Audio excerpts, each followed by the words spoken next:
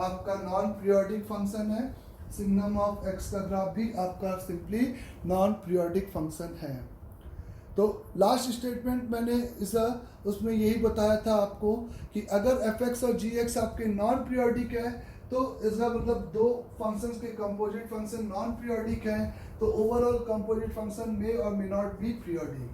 तो बेसिकली यहाँ पर ये function F of x is identical with किसके हो गया, अगर आप देखो तो signum of x square plus 1 आपका 1 ही हो गया क्योंकि ये नंबर हमेशा पॉजिटिव, और ये एक कांस्टेंट फंक्शन हो गया। और कांस्टेंट फंक्शन ये तो बोलना गलत नहीं है कि ये पीरियोडिक नहीं है। The constant function is said to be simply आपका यहाँ पे क्या बोलोगे, पीरियोडिक फंक्शन बोलोगे। और with period is equal to the is a fundamental period is not defined and period will be considered to be any positive real number। तो लेकिन periodic तो है ही है।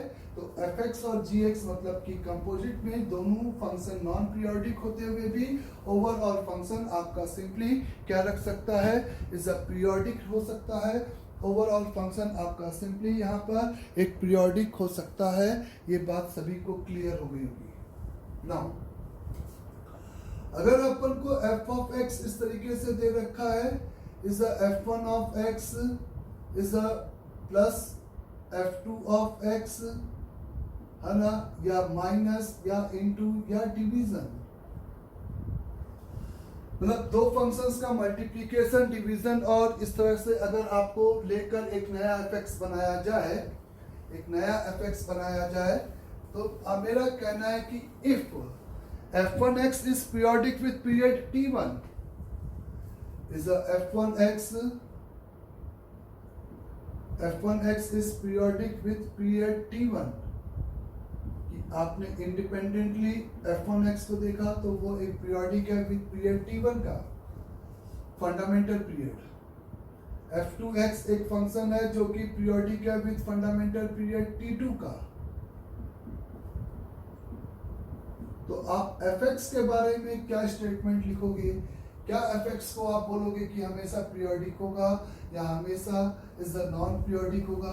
तो उसके लिए मेरा कहना है कि आप if LCM of t1 comma t2 is exist, if LCM of t1 comma t2 exist कर रहा है, जिन फंक्शंस को लेकर हम जोड़ घटा रहे हैं उनका जो पीरियड है उसका एलसीएम वैल्यू अगर एग्जिस्ट कर रहा है, then fx is said to be periodic। If LCM value of t1 t2 is exist, then f of x is said to be periodic and the period of the function is fx is said to be periodic। otherwise fx is non periodic।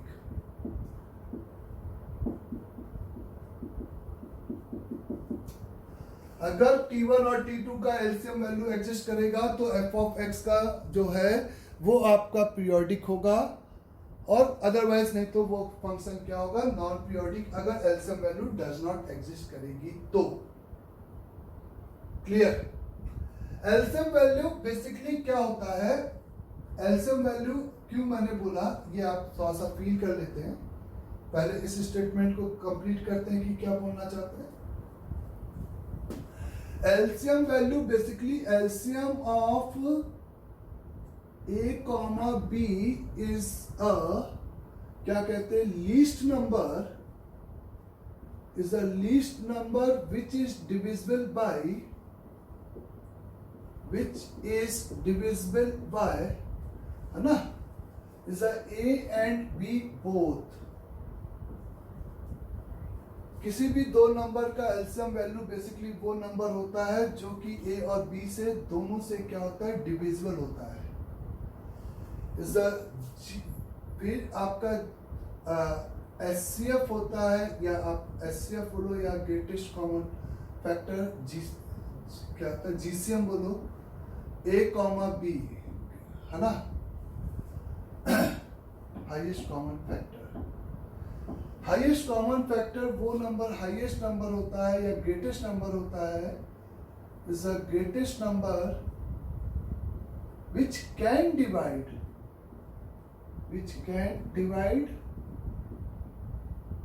A and B both। दोनों में अंतर समझें।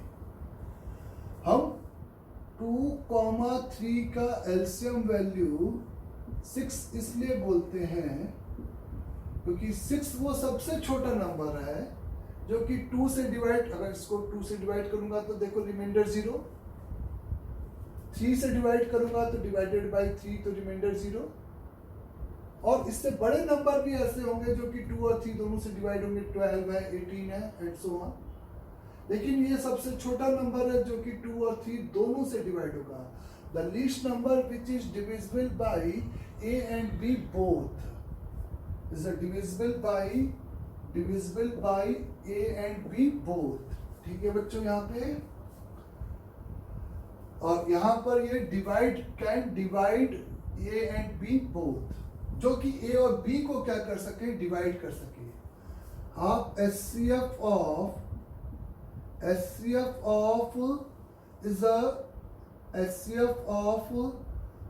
जैसे 4 और 6 या बोलते हो, तो वो सबसे बड़ा नंबर जो कि दोनों को डिवाइड कर सके, तो वो नंबर आपका इस नंबर विच कैन डिवाइड, जो कि इसको डिवाइड कर सके, तो वो नंबर यहाँ पे 2 होगा, क्योंकि 2 ही एक नंबर होगा सबसे बड़ा नंबर जो कि इसको डिवाइड करेगा। आप कहोगे इससे छोटा नंबर कौन सा होगा, मैं कहूँगा 1/2। 4/1/2 करेंगे 8, इसका क्वोशिएंट आपका 8 और रिमाइंडर 0। 6/1/2 करेंगे 12, तो इससे छोटा रियल नंबर जो कि 4 और 6 दोनों को डिवाइड कर सकता था वो 1/2, 1/3 एंड बहुत सारे नंबर होंगे। बोलो बच्चों, ये सबसे बड़ा नंबर है 2 जो कि 4 और 6 दोनों को क्या करेगा, डिवाइड करेगा। तो इफ एलसीएम एग्जिस्ट, अब एग्जिस्ट और नॉन एग्जिस्ट करने का मतलब क्या है, यहाँ पे ये फील करते हैं।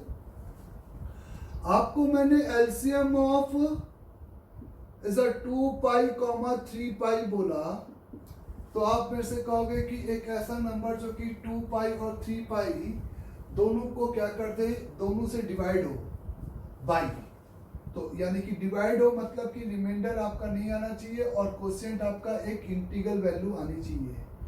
तो आपने वो नंबर सिंपली 2 और 3 का एलसीएम 6 और 6π का मल्टीपल, तो 6π को 2π से डिवाइड करेगा तो 3π से डिवाइड करेगा तो 2। एलसीएम ऑफ अगर मैंने आपसे पूछा, इज द 2 और √2 का एलसीएम क्या होगा, तो आपने कहा 2 होगा, जो कि ये गलत हो गया। क्यों? क्योंकि 2 को अगर मैं 2 से डिवाइड करूंगा तो 2/2 1 हो जाएगा, लेकिन 2/√2 आपका √2 यानी कि एक इरेशनल नंबर जो कि 1.414 आएगा, जो कि इंटीजर नहीं है। तो मैं यहाँ पे ये नहीं कहूँगा कि 2 is divisible bye √2। Divisible by मतलब कहने का मतलब कि वो पूरा का पूरा डिवाइड हो जाए और वो रेशियो आपका एक इंटीजर आ जाए। तो यहाँ पे 2 और √2 का एलसीएम वैल्यू मैं कहूँगा डज नॉट एग्जिस्ट। 2, √2 का एलसीएम वैल्यू मैं कहूँगा सिंपली डज नॉट एग्जिस्ट। ये बात फील हुआ सभी को? एग्जिस्ट और डज नॉट, इफ एग्जिस्ट कहने का यहाँ पे मेरा ये मतलब था। अगर एलसीएम वैल्यू ऑफ मैं आपसे पूछूं, एलसीएम वैल्यू अगर मैं आपसे पूछूं कि 3π और 7 या 3π और 4 का एलसीएम वैल्यू क्या होगा, तो आप 12π बोलोगे तो वो गलत होगा। 12π 3π से तो डिवाइड होगा, लेकिन 12π को 4 से डिवाइड करेंगे तो वो रेशियो आपको इंटीजर नहीं होगा। तो इसका मतलब कि इसका LCM value does not exist करेगा। तो मेरा एक सिंपल सा स्टेटमेंट है कि the LCM value of is a rational and irrational does not exist। एक रैशनल और इरेशनल नंबर का LCM value the LCM value of rational and irrational does not exist. ये आपका दो रैशनल नंबर का LCM वैल्यू इज ऑलवेज भी exist. दो rational number लेंगे तो उसका LCM वैल्यू इज ऑलवेज भी exist. The second statement is LCM of rational numbers, two rational number या more than two rational numbers अगर हैं तो the LCM of rational number always exist. And the third is the LCM of two irrational number, यानी कि अगर आप irrational number लेते हो, the LCM of irrational number may or may not be exist. may or may not be, दोनों number अगर आप irrational consider करते हो तो वो may और may not be. जैसा कि आपने यहाँ देखा √2 और √2 पाई और 3 पाई का कर दिया. यहीं पे अगर मैं √2 और √3 का LCM वैल्यू पूछूंगा तो इन दोनों का LCM वैल्यू आप सिंपली मेरे से क्या कहोगे कि डज नॉट एग्जिस्ट, क्योंकि √6 रखेगा तो √2 से डिवाइड करेगा तो वो रेशियो आपका इंटीजर नहीं होगा, तो ये डज नॉट एग्जिस्ट कर जाएगा. सेकेंड स्टेटमेंट आपने लिखा कि rational number of the LCM of rational number is always exist. तो क्या फ्रैक्शनल नंबर का भी LCM वैल्यू एग्जिस्ट करेगा? तो मैं कहूँगा यस. अगर आपको LCM ऑफ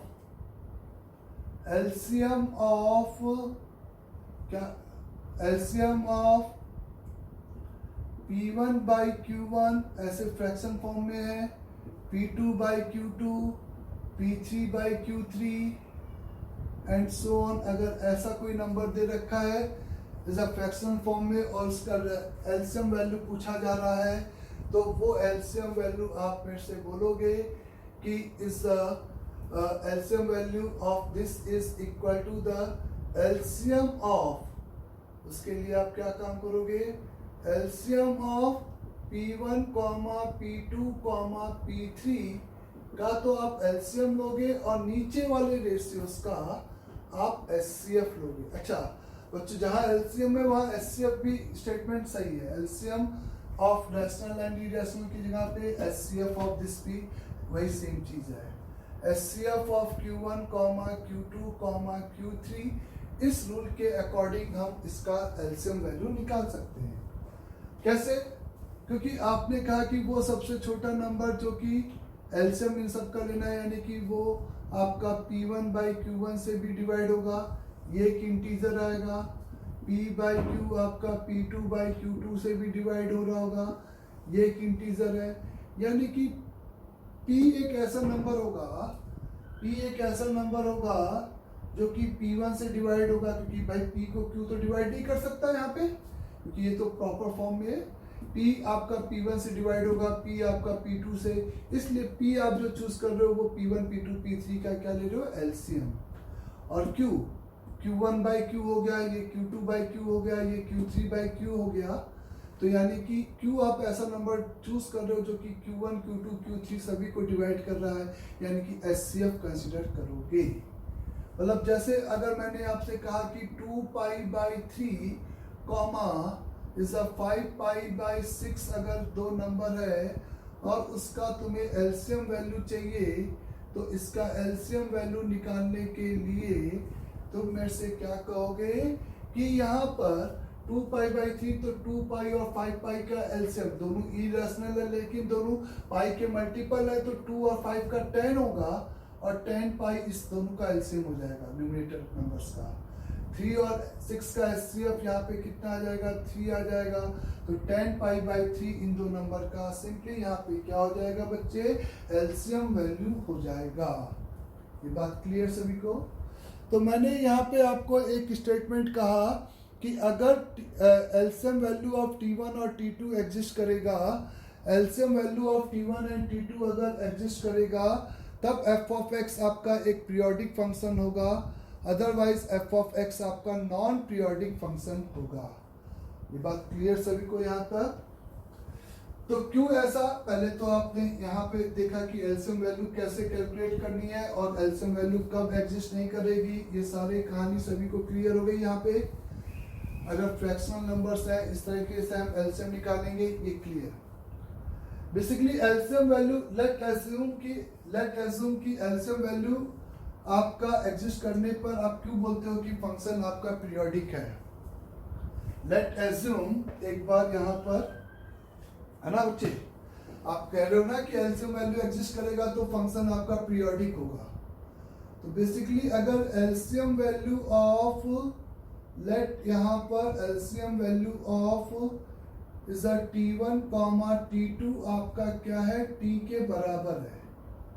इन दो नंबर का एलसीएम मैंने निकाला तो वो मेरे को कितना मिल गया, t। तो बेसिकली मैं बोल सकता हूं कि t इस पक्का आपका t आपका इज अ कुछ ना कुछ m1 मल्टीपल ऑफ t1 होगा। 2 और 3 का अगर एलसीएम वैल्यू 6 है तो 6 आपका 2 और 3 से डिवाइड है, यानी कि t1 का कुछ मल्टीपल होगा और t as well as m2 multiple of t2 भी होगा। t2 का कोई ना कोई मल्टीपल जरूर होगा। और जब आप t को यहाँ पे x को x प्लस टी में रखोगे, f of x plus T आप रखोगे तो ये आपका f1 into x plus T मिलेगा। t यानी कि m into t1, m1 into t1 यानी कि, और t1 इसका पीरियोडिक है, तो जो भी प्लस माइनस मल्टीप्लाई या डिवाइड जो भी यहाँ पे लिखा होगा इन दो फंक्शंस के बीच में, आप यहाँ पे इस t को रिप्लेस कर सकते हो m1 इंटू t1 से, और f1 का पीरियड चूंकि t1 है तो उसके m1 मल्टीपल ऑफ t1 पे भी ये f1x हो जाएगा और ये सिंपली f2x हो जाएगा। तो ये आपको सीधे f ऑफ x मिल जाएगा। तो यानी कि आप फिर से कह सकते हो कि ये आपका एक क्या हो जाएगा, पीरियोडिक फंक्शन होगा। तो इस कहानी का सार यही निकला कि अगर इस दो अलग अलग फंक्शंस हैं जिसका सम, मल्टीप्लाई या इस तरह से सब्ट्रैक्शन, ऐड, सब्ट्रैक्शन, मल्टीप्लिकेशन या algebraic operation between the two functions अगर हो रहा है, अगर दोनों फंक्शंस आपके पीरियोडिक हैं तो उनका अलजेब्रिक ऑपरेटर लेने के बाद भी एक function is said to be periodic if LCM value of f1 and f2 exist. But अब स्टेटमेंट मेरा सुन लेना अच्छे से, but it is not necessary कि the LCM value is always be the fundamental period of fx, but it is, फिर से मैंने कहा, नॉट नेसेसरी कि the LCM value of t1 t2 जो अपन ने निकाला है वो तब बात हो रही है जब वो पीरियोडिक है। पीरियोडिक कब है, जब एलसीएम वैल्यू एग्जिस्ट करेगी। तो but it is not necessary the LCM value of t1 t2 is fundamental period of, is the fundamental period of is the fx। लेकिन ये तो बात तय है कि उस इंटरवल के बाद तो पक्का उसका ग्राफ क्या करेगा, रिपीट करेगा, ये तय है। उस इंटरवल के बाद पक्का ग्राफ रिपीट करेगा, ये तय है। लेकिन ये जरूरी नहीं होगा कि उसका जो एलसीएम वैल्यू है वो आपका क्या हो जाए, fundamental period. It is not necessary the LCM of t1 t2 is be a fundamental period of fx रहे। ये कोई जरूरी स्टेटमेंट नहीं है। यहाँ पे ऐसा क्यों बोल रहे हैं, देखिए एग्जांपल से समझते हो बहुत अच्छे से। सबसे पहले एग्जांपल मैंने लिया, f of x is equal to sin x multiplied by cos x। ये फंक्शन आप कह सकते हो कि दो फंक्शंस का मल्टीप्लिकेशन है, दो फंक्शंस का मल्टीप्लिकेशन है। आपने इस फंक्शंस के बारे में कहा कि sin x आपका इज अ पीरियोडिक है with fundamental period is equal to 2 pi t1, सही है।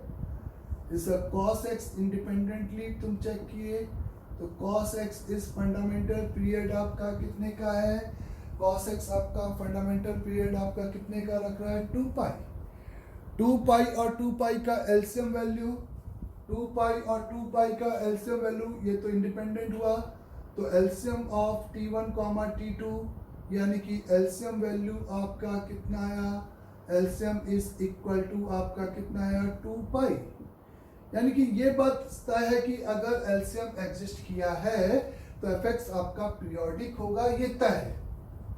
एफएक्स आपका पीरियोडिक होगा, ये तय है।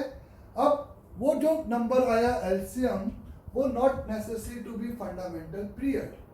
हो सकता है कि इसका ग्राफ 2 पाई से पहले या 0 से 2 पाई में हम जब प्लॉट करें तो ये अपने आप में 2 साइकिल कवर कर ले। या तुम यहाँ पर इस फंक्शन को लिख सकते हो, सीधे फील करो कि 1/2 sin 2x ही लिखा है ये फंक्शन। और sin 2x लिखने पे अगर अब मैं इस फॉर्मेट में इसी फंक्शन का ये आइडेंटिकल फंक्शन है और इसका फंडामेंटल पीरियड अगर तुमसे पूछूं तो तुम आंसर क्या लिखोगे, पाई। तो ये एग्जाम्पल इस स्टेटमेंट को सपोर्ट करने वाला एक एग्जाम्पल हो गया, जिसमें इट इज नॉट नेसेसरी कि is the LCM value is आपका क्या रहे, फंडामेंटल पीरियड हो। आपका एलसीएम वैल्यू फंडामेंटल पीरियड हो, ये कोई जरूरी नहीं है। फिर से देखो एक और example, f of x is equal to sine square x plus cos की पावर 4x। तुमको एक फंक्शन दे दिया गया और कहा गया कि इस फंक्शन का फंडामेंटल पीरियड क्या होगा वो बताओ।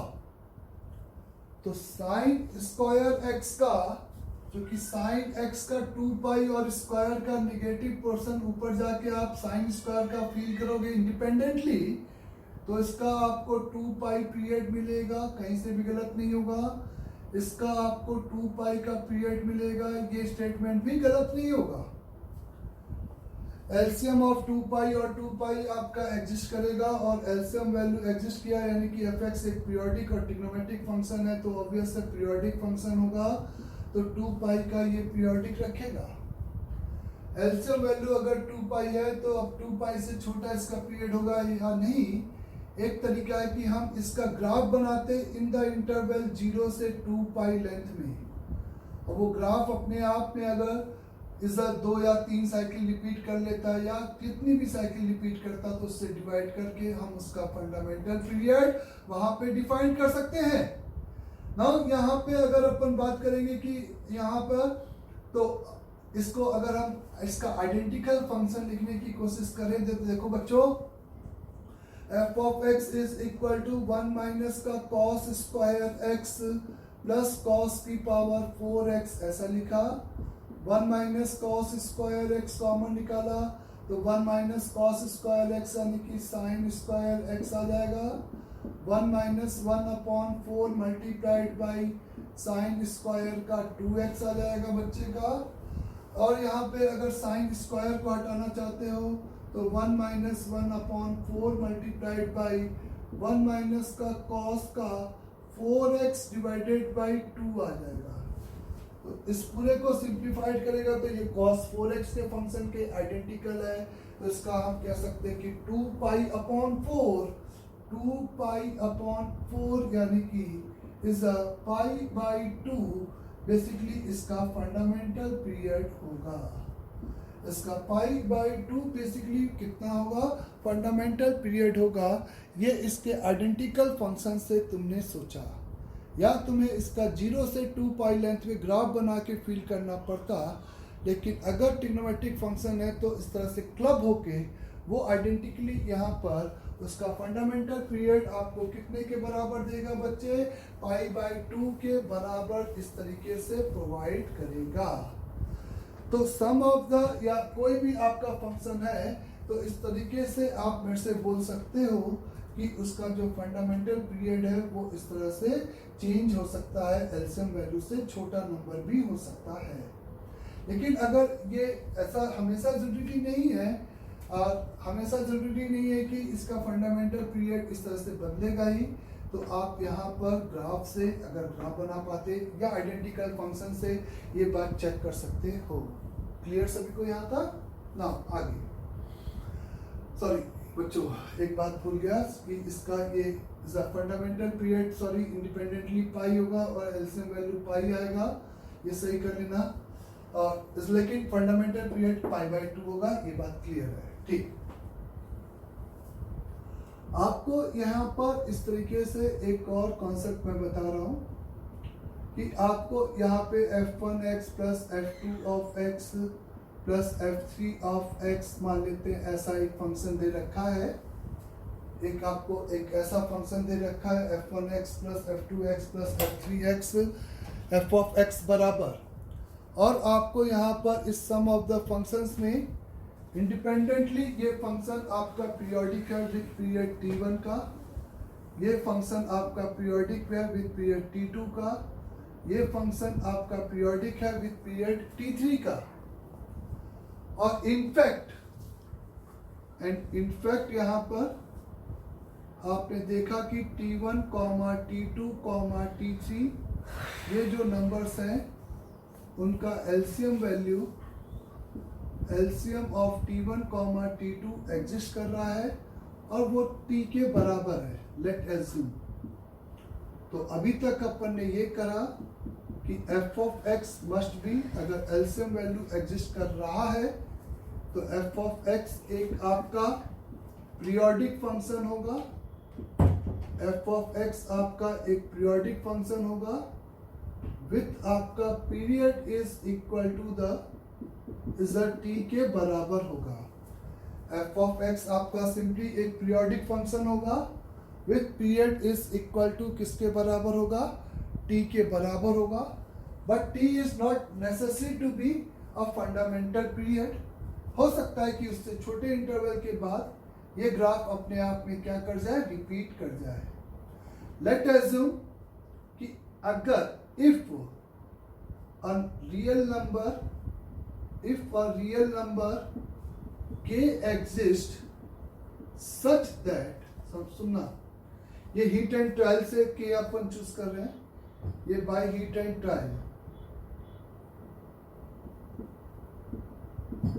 हीट एंड ट्रायल से if a real number k exists, अगर if a real number k आपका क्या कर रहा है, एग्जिस्ट कर रहा है for such that, पहले such that k जो है वो t से तो छोटा है, मतलब एलसीएम जो वैल्यू आई उससे छोटा है लेकिन है पॉजिटिव नंबर, जिसके लिए आपने इस x को जगह पर उस x प्लस k को रखा।